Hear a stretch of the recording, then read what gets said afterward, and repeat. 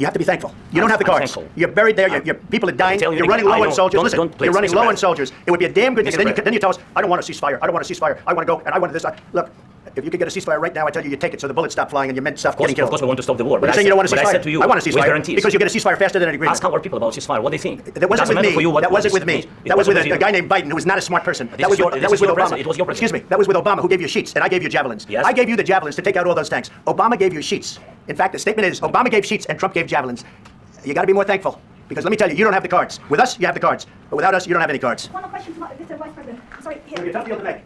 Because the attitudes have to change. What if Russia breaks ceasefire? What if Russia breaks peace talks? What do you do then? I understand that it's a heated conversation right What are you now. saying? She's asking, what if Russia breaks the ceasefire? Well, what if anything? What if a bomb drops on your head right now? Okay? What if they broke it? I don't know. They broke it with Biden because Biden, they didn't respect him. They didn't respect Obama. They respect me. Look, ito ang gusto mangyari ni Trump.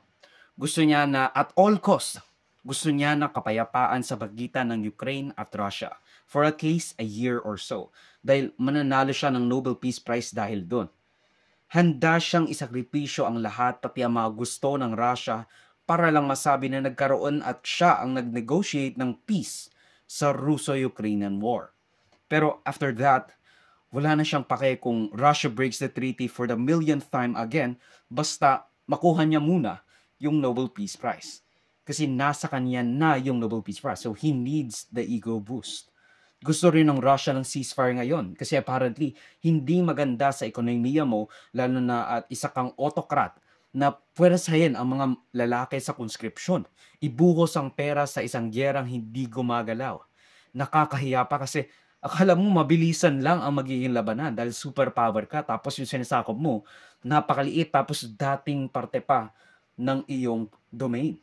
Nakakahiya. Tapos ngayon, hindi mo man lang masakop. Now, in the end, hindi natuloy ang pirmahan ng mineral deal that would have greatly benefited in the US. Dahil, in the end, hindi natuloy ang pirmahan ng mineral deal that would have greatly benefited the US dahil maraming rare earth metals sa Ukraine.